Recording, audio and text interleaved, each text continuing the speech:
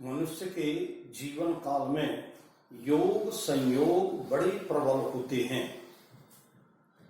इन योग संयोग के कारण से व्यक्ति कहीं जन्म लेता है, कहीं पालन पोषण होता है और कहीं अपना कर्म क्षेत्र चुन करके सामाजिक प्राणियों को लाभान्वित करता है। इसी रूप में मैं देखता हूं कि पूर्व जन्म के संयोगों से इस जन्म में व्यक्तियों की परस्पर मुलाकात होती है, परिचय होता है और एक दूसरे के विषय में जानकारी प्राप्त करके अनेक प्रकार के लाभ प्राप्त करते हैं। जैसा कि इस ज्योतिष दीप का जो वीडियो मेरा आप लोगों को ज्ञान देने के रूप में उत्तर बढ़ता जा रहा है। आज से पूर्व भाग में अर्थात कल जो आप लोगों ने वीडियो देखा, उससे आप सभी ने मेरा बड़ा मनोबल बढ़ाया, क्योंकि कल के वीडियो में मेरे शिष्यों के अलावा बहुत बड़ी संख्या में मेरे वीडियो को पसंद किया और सब्सक्राइब किया, जो पूर्व जन्म का संयोग व्यक्त करता है। आज मैं इस वीडियो में, जैसा कि पहले से ज्योतिष पंचांग का क्रम चल रहा है, उस ज्योतिष पंचांग में मैंने सबसे पहले वार की गणना, वारों के नाम और वारों का दैनिक जीवन में उपयोग, इसके बाद तिथि की परिभाषा, तिथि की गणना और तिथियों के स्वामियों के आधार पर उनका दैनिक जीवन में हम उपयोग कैसे करते हैं, इस विषय पर मैंने प्रकाश डाला। इसके बाद तिथियों के प्रकारों के ऊपर प्रकाश डाला। आज विशेष रूप से नक्षत्र क्या हैं।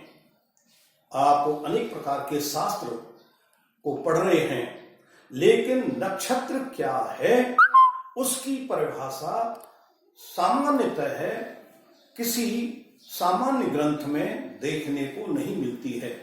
कुछ ही हमारे प्राचीन ग्रंथ हैं जिनमें बहुत ही रहस्यपूर्ण से उसको परिभाषित किया है, जिसे मैं आपके सामने बहुत ही सरल ढंग से प्रस्तुत कर रहा हूं कि हमारे नक्षत्र क्या हैं, अर्थात नक्षत्र की परिभाषा क्या है। आकाश मंडल में अनेक तारिकाएं जो बहुत ही सूक्ष्म होती हैं फैली हुई हैं, और उन तारिकाओं का जो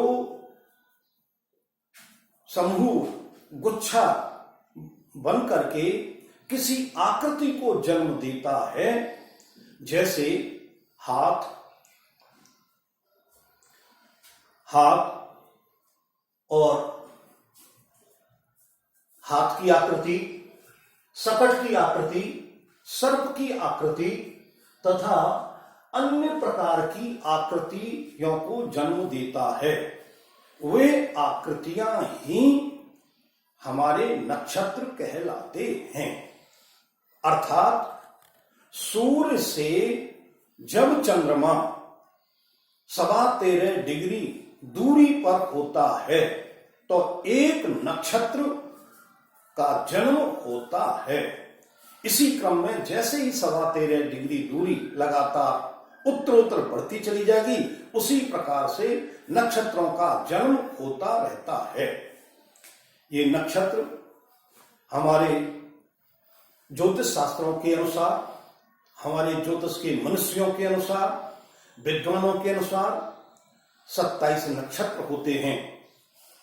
और इन 27 नक्षत्रों के बाद एक और अब नक्षत्र का जन्म हुआ, जिसे हम अभिजित नक्षत्र के नाम से पुकारते हैं।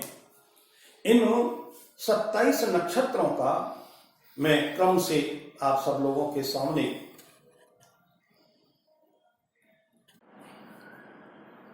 जैसा कि मैं नक्षत्र के विषय अर्थात उनकी परिभाषा बतलाते हुए नक्षत्र क्या है, इसी रूप में नक्षत्र के बाद में योग, ज्योतिष में 27 योगों का भी वर्णन किया गया है।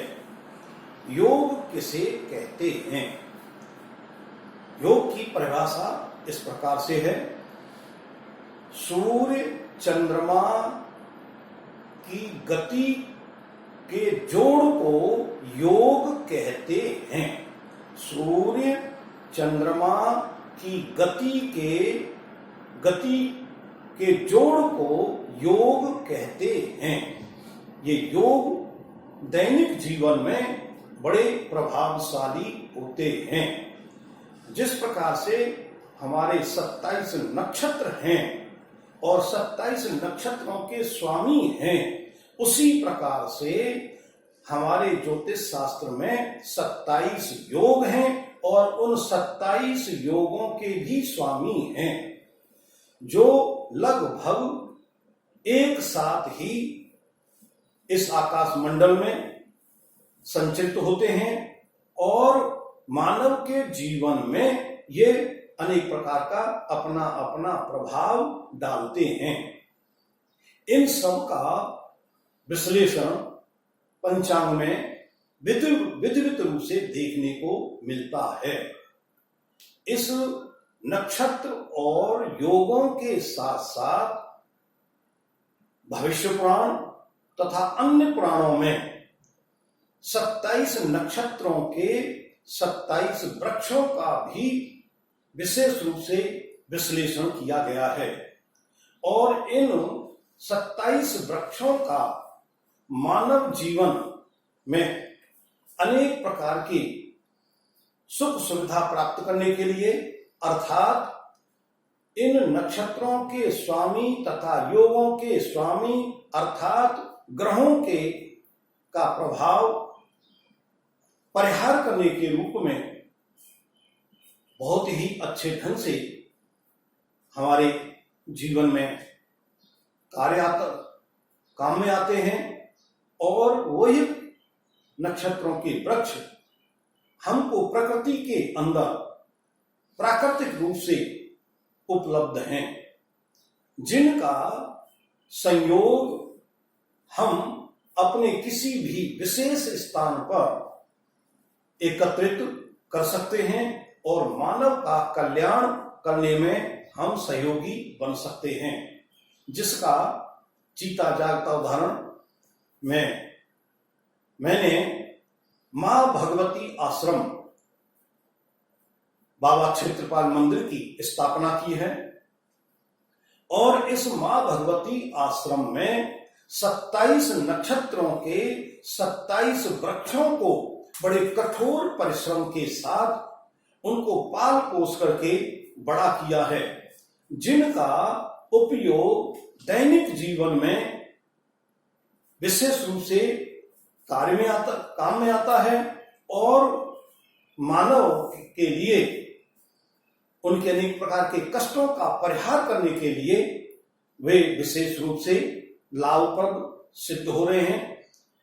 इस भावना के साथ मेरा आप सबसे विशेष आग्रह है कि आप इस वीडियो को यदि उत्तरोत्तर लगातार देखेंगे तो नक्षत्र योग और उनके वृक्षों का किस प्रकार से संयोग मानव के जीवन में उपयोग में आता है और किस प्रकार से लाभ प्राप्त करते हैं, ये लाभ प्राप्त कराना या उनको विशेष रूप के कष्टों का से छुटकारा पाना, ये मेरे जीवन का लक्ष्य है और इस लक्ष्य के साथ में आप सब लोगों की मैं भावी जीवन की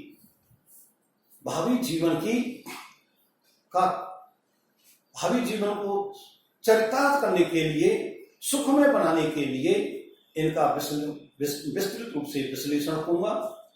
इसलिए आप इस वीडियो को अधिक से अधिक संख्या में देखें और अपने इष्ट जनों को भी देखने के लिए प्रेरित करें, तो आपका बहुत बड़ा ये धर्म का कार्य होगा।